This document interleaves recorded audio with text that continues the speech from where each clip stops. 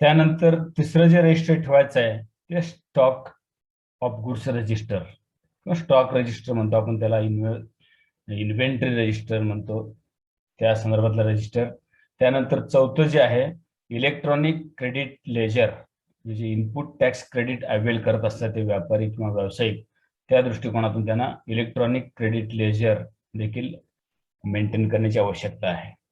त्यानंतर electronic liability and electronic cash ledger, जे output tax जे ते पेड करतात त्या दृष्टिकोनातून त्यांना हे लेजर, कॅश लेजर म्हणजे electronic liability and cash ledger तयार करण्याची आवश्यकता आहे. त्यानंतर other particulars as may be prescribed, records of goods और सर्व्हिसेस इम्पोर्ट और एक्सपोर्टेड. समजा आयात निर्यातीचा या ठिकाणी व्यापारी किंवा व्यावसायिक असेल तर त्या वरच्या व्यतिरिक्त त्याला या ठिकाणी त्या इम्पोर्ट किंवा एक्सपोर्टशी रिलेटेड रजिस्टर त्याला या ठिकाणी किंवा रेकॉर्ड मेंटेन करावं लागेल.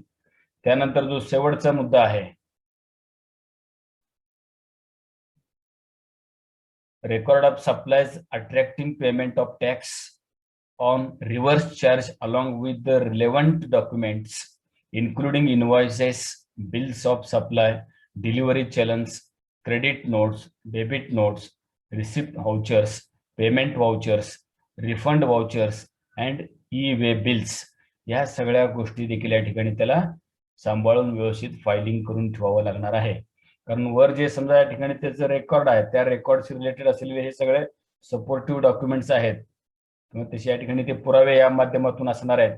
त्याला ते रिव्हर्स चार्ज मेकॅनिझमच्या ठिकाणी बेनिफिट घ्यायचा आहे किंवा इनपुट टॅक्स क्रेडिटच्या ठिकाणी जर त्यांना जर बेनिफिट घ्यायचं असेल तर हे सगळे जे काही आहेत डॉक्युमेंट्स सांगितलेले ते सगळे देखील या ठिकाणी त्यांना व्यवस्थितपणे फायलिंग करून ठेवावं लागेल. त्यानंतरचा जो मुद्दा आहे, आता 3 हेड्स मध्ये आपण ते बघणार आहोत.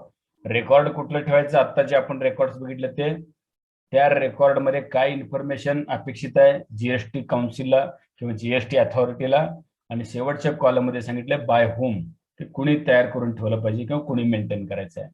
पहिलं जे आहे रजिस्टर ऑफ गुड्स प्रोड्युस्ड, उत्पादन किती केलेलं आहे, मॅन्युफॅक्चरिंग काय केलेलं आहे त्या संदर्भातलं रजिस्टर. इन्फॉर्मेशन काय असलं पाहिजे त्याच्यामध्ये, account should content details of goods manufactured in a factory और प्रोडक्शन हाऊस. तुमच्या फॅक्टरीमध्ये किंवा तुमच्या प्रोडक्शन हाऊसमध्ये किती वस्तूचं उत्पादन झालेलं आहे त्याचं या ठिकाणी माहिती सगळं त्याच्यामध्ये असलं पाहिजे. कुणी हे अकाउंट मेंटेन करायचं आहे किंवा रजिस्टर मेंटेन करून ठेवायचं आहे. Every SSC carrying out manufacturing activities, तर मॅन्युफॅक्चरिंग जे निर्माण करणार आहेत वस्तूचं किंवा सेवांचं निर्माण करणारे जे काय एसएससी असणार आहेत त्या सगळ्यांनाच हे तयार करून ठेवावं लागेल. आणि जे काही रजिस्टर आहेत ते त्याच्याशी रिलेटेड असलेले जे एसएससीज असणार आहेत त्यांना ते तयार करून ठेवावं लागणार आहे. तिसरं महत्वाचं कॉलम. त्यानंतर purchase register, all the purchases made within a tax period for manufacturing of goods और प्रोव्हिजन्स ऑफ सर्व्हिसेस, हे देखील ऑल एसएससीला तयार करून ठेवावं लागणार आहे. तुम्ही जे काही परचेस करता ते परचेस तुम्ही मॅन्युफॅक्चरिंग करण्यासाठी, प्रोड्यूस करण्यासाठी सगळं परचेस केलेलं आहे, रॉ मटेरियल असेल किंवा अन्य काही गोष्टी असतील, आणि त्याचा वापर करून तुम्ही वस्तूचं उत्पादन करणार आहात आणि उद्या इनपुट टॅक्स क्रेडिट घेणार आहात. ते खरेदी करत असताना तुम्हाला जे जीएसटी भरावं लागलं त्याचे इनपुट टॅक्स क्रेडिट तुम्हाला बेनिफिट घ्यायचं आहे. तर त्या दृष्टिकोनातून हे परचेस रजिस्टर महत्वाचं आहे. हे सगळ्याच एसएससीना हे परचेस रजिस्टर देखील मेंटेन करावं लागेल.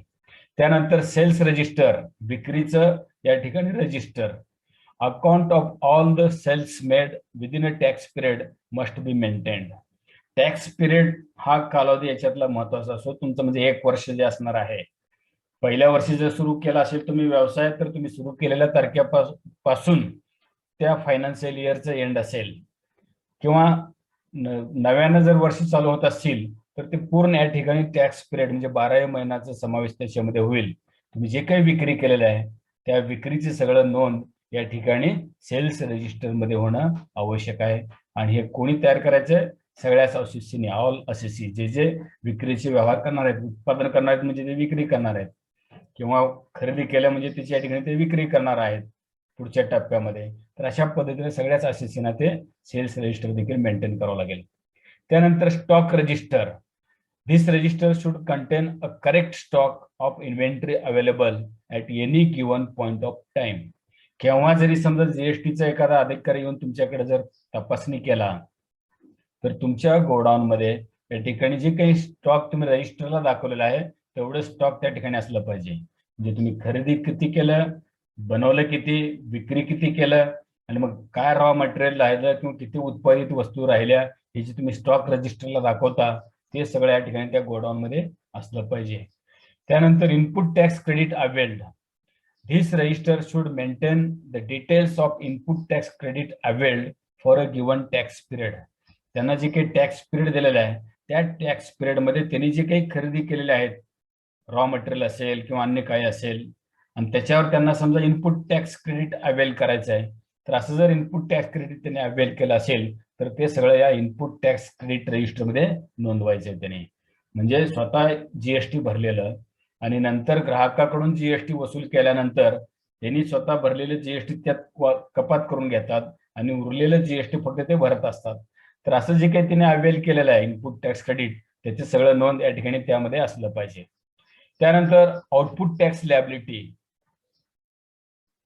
This register should maintain the details of input tax credit input tax credit झालं output tax liability. This register should maintain the details of GST liability outstanding to be adjusted against input credit or paid out directly. आता output tax liability ते देखील दर्शवणारे या ठिकाणी register पाहिजे. म्हणजे तुमचं इनपुट टॅक्स तुम्ही कपात करून घेतलात, आता तुम्ही ग्राहकांच्याकडून विक्री केल्यानंतर गोळा केलेला आहात तर ते गोळा केलेलं तुम्हाला किती भरायचं आहे, गव्हर्नमेंटला किती या ठिकाणी आता जमा करायचं किंवा भरायचं आहे ते या ठिकाणी लक्षात यावं. या दृष्टिकोनातून हे आउटपुट टॅक्स पेड रजिस्टर हे देखील या ठिकाणी तयार करून ठेवावं लागणार आहे सगळ्याच असेसीना. त्यानंतर अदर रेकॉर्ड स्पेसिफाईड. इतर काय रेकॉर्ड अजून त्यांना परत ठेवावं लागेल. त्यात government can further specify by way of a notification additional record and account to be maintained. आता वेळोवेळी जी काही नोटिफिकेशन काढतं गव्हर्नमेंट त्या नोटिफिकेशन नुसार त्यांना जे काही ॲडिशनल रेकॉर्ड असेल ते किंवा दस्तऐवज असतील डॉक्युमेंट्स असतील ते सगळं ठेवावं लागेल. आणि शेवटच्या कॉलम मध्ये काय सांगितलं, specific business as notified by the government. जे गव्हर्नमेंटने नोटिफाईड केलेले बिझनेस आहेत त्यांच्यासाठीचा हा मुद्दा आहे. त्यानंतर electronic cash and credit ledger. Every registered taxpayer will have 3 ledger under GST which will be generated automatically at the time of registration and will be maintained electronically. आपण registration केल्यानंतर ऑटोमॅटिकच 3 account या ठिकाणी generate केले जातात किंवा generate होतात असं सांगितलंय. त्यातलं पहिलं आहे इलेक्ट्रॉनिक कॅश लेजर. म्हणजे काय ते बघूया. दिस ledger will be serve as an electronic wallet. जसं आपण वॉलेट यूज करत असतो त्या पद्धतीने या ठिकाणी जे काही पैसे आले असतील किंवा पैसे यांनी वापरले असतील किंवा खर्च केले असतील त्या पद्धतीने सगळ्या या इलेक्ट्रॉनिक कॅश लेजर मध्ये या ठिकाणी त्याची नोंदी होत जातील. The taxpayer will have to deposit money into his cash ledger. म्हणजे वॉलेटमध्ये त्याला पैसे जमा करावे लागतील, ऍड करावे लागतील. The money will be utilized to make the payment. A taxpayer can view their electronic cash ledger by logging on the GST website. Electronic cash ledger can only be viewed by the taxpayers themselves or by the JO, jurisdictional officer, जे GST चा तो JO अधिकारी. आता हे सगळं जे ते तयार करतात समजा ते पैसे त्या वॉलेटच्या माध्यमातून यूज करतात, वापरतात. तर हे सगळं जे इलेक्ट्रॉनिक कॅश लेजर आहे ते जीएसटीच्या वेबसाईटवर देखील असेल. आणि हे जे त्यांना बघायचं असेल हे कोण बघतं, तर जो स्वतः या ठिकाणी असेसी असणार आहे त्या असेसीला ते दिसू शकेल. आणि दुसरं ज्युडिशनल ऑफिसर जीएसटीचा, त्या एरियाचा जो कोणी जीएसटीचा अधिकारी आहे त्याला ते फक्त दिसू शकेल, अन्य लोकांना ते दिसणार नाही. आणि जे काही यांचं इलेक्ट्रॉनिक कॅश लेजर आहे ते त्या दोघांच्या पुरतच असेल. याला असेसीला बघायचं असेल तर असेसी बघेल किंवा या ठिकाणी जीएसटीच्या अधिकाऱ्याला जर बघायचं असेल ते जीओला तो या ठिकाणी बघू शकेल. The amount available in the electronic cash ledger can be utilized for payment of any liability for the respective major and minor heads.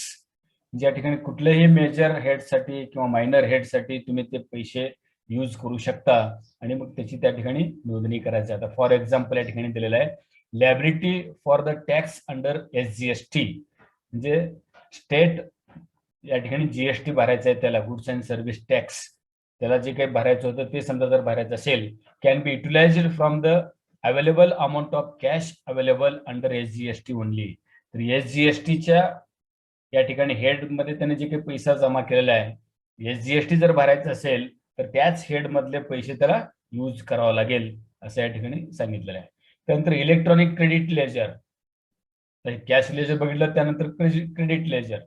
The input tax credit on purchases will be reflected here under 3 categories. आता input tax credit या घ्यायचं असतं व्यापारी व्यावसायिकांना, उत्पादकांना. ते घेण्याच्या दृष्टिकोनातून या ठिकाणी 3 हेड्स त्यांना या ठिकाणी निर्माण करावे लागणार आहेत. एक आयजीएसटी इंटरस्टेट ट्रान्झॅक्शन जर असेल तर आयजीएसटी आपण भरत असतो. त्यानंतर इंट्रास्टेट ट्रान्झॅक्शन जर असेल तर CGST आणि SGST असते. त्या माध्यमातून या ठिकाणी ते हेड्स टाकून त्या हेड्स मधून पैसे घेऊन संबंधित डिपार्टमेंटला ते पैसे भरायचे असतात. The taxpayer will be able to utilise the balance shown in this account only for payment of tax. फक्त कर भरण्यासाठी, जीएसटी भरण्यासाठी, मग ते आयजीएसटी असेल, CGST किंवा SGST असेल, त्या हेड मधून तो पैसे काढू शकतो आणि ते भरू शकतो, इतर कारणासाठी नाही. आता फॉर एक्झाम्पल दिलंय बघा, व्याज असेल, पेनल्टी असेल, त्यांनी जर समजा वेळेवर भरला नाही म्हणून त्यांनी व्याज आकारलं किंवा दंड आकारलं तर त्या कारणासाठी याच्यातून त्यांना घेऊन भरावं लागणार नाही, स्वतः जवळचे घालून भरावं लागेल. त्यानंतर the electronic credit ledger is maintained by the GST system. आता त्याच्या जीएसटीच्या वेबसाईटच्या माध्यमातूनच हे सगळं चालणार आहे आणि त्यामुळे जीएसटीची जी एक सिस्टीम आहे त्या सिस्टीमच्या माध्यमातून हे सगळं मेंटेन केलं जातं. Taxpayers can view their electronic credit ledger in the post login made by logging on to the GST portal. आता जीएसटी पोर्टलवर जे या ठिकाणी लॉग इन करण्यासाठी त्यांनी सुविधा उपलब्ध करून दिलेल्या आहे, तिथं लॉग इन करून हे सगळं यूज करायचं आहे. त्याचं मार्क सांगितलेलं बघा खाली त्यांनी पाथ मध्ये सर्व्हिसेस, त्यानंतर जायचं लेजर्स मध्ये आणि त्यानंतर इलेक्ट्रॉनिक क्रेडिट लेजर जे आता सध्या आपलं चालू आहे ते. And electronic credit ledger can be viewed only by the taxpayer themselves, म्हणजे तो टॅक्स देणारा व्यक्ती ज्याला आपण असे म्हणतो तो, किंवा बाय द कन्सर्न ज्युडिशनल ऑफिसर, जे JO शॉर्ट नेम त्याला या ठिकाणी वापरलंय. हे दोघच फक्त बघू शकतात, बाकीचे लोक नाही. तर तिसरा जे रजिस्टर आहे महत्वाचं त्यांनी सांगितलं, एकूण 3 लेजर, त्यातलं तिसरं E liability ledger. This ledger will be show the total tax liability of a taxpayer after netting off for the month. This ledger will be auto populated. हे ऑटोमॅटिक या ठिकाणी स्वयंचलित असल्यासारखं आहे, ते ऑटोमॅटिक ते मेंटेन केलं जातं ई लायबिलिटी लेजर. त्यांना असेल त्याच्यामध्ये काय जास्त करायची आवश्यकता किंवा गरज नाही आहे. त्यानंतर period of retention of accounts under GST. तुम्ही सगळ्या जीएसटीचं रेकॉर्ड मेंटेन केलात, तुम्ही त्या चार्टर्ड अकाउंटंट कडून किंवा कॉस्ट अकाउंटंट कडून त्याचं सगळं ऑडिट करून घेतलात, जीएसटी सादर म्हणजे पैसेवर सगळं सादर भरलात, रिटर्न भरलात, सगळं झालं. हे सगळं झालं असताना देखील जे आम्ही सुरुवातीलाच उल्लेख केला होता की ज्याचं 2 कोटीपेक्षा जास्त टर्नओव्हर आहे त्यांना 72 महिने म्हणजे किमान 6 वर्ष हे सगळं रेकॉर्ड व्यवस्थितपणे साबूतपणे त्यांना ठेवायचं आहे. आणि हे जे काही अॅन्युअल रिटर्न भरायचे असतात जीएसटीचे, त्याचं जे काही लास्ट मंथ आहे ते डिसेंबर आहे, म्हणजे 31 डिसेंबर, प्रत्येक वर्षाच्या 31 डिसेंबर पर्यंत ते या ठिकाणी रिटर्न भरायची तारीख असणार आहे त्या फायनान्शियल इयरची. त्यामध्ये सांगितलं बा, as per the GST act every registered taxable person must maintain the accounts books and records for at least 72 months, म्हणजे 6 years. The period will be counted from the last date of filing of annual return for that year. अगोदरचं त्यांनी return जे दाखल केलं त्यानंतरचे या ठिकाणी हे 72 महिने किंवा 6 वर्ष असतील. आपलं जे काही टायमिंग आहे फक्त 30 मिनिटाचं आहे. व्हिडिओ रेकॉर्डिंग करणं चालू आहे, त्यामुळे ते थांबूया. प्रीती शिंदे किंवा तुमच्यापैकी एकाने जे हजर मुलं आहेत त्यांचं ते मला स्क्रीनशॉट कडून पाठवून द्या, कोण हजर असलेल्यापैकी. थांबूया या ठिकाणी, बाकी राहिलेलं उद्या बघूया.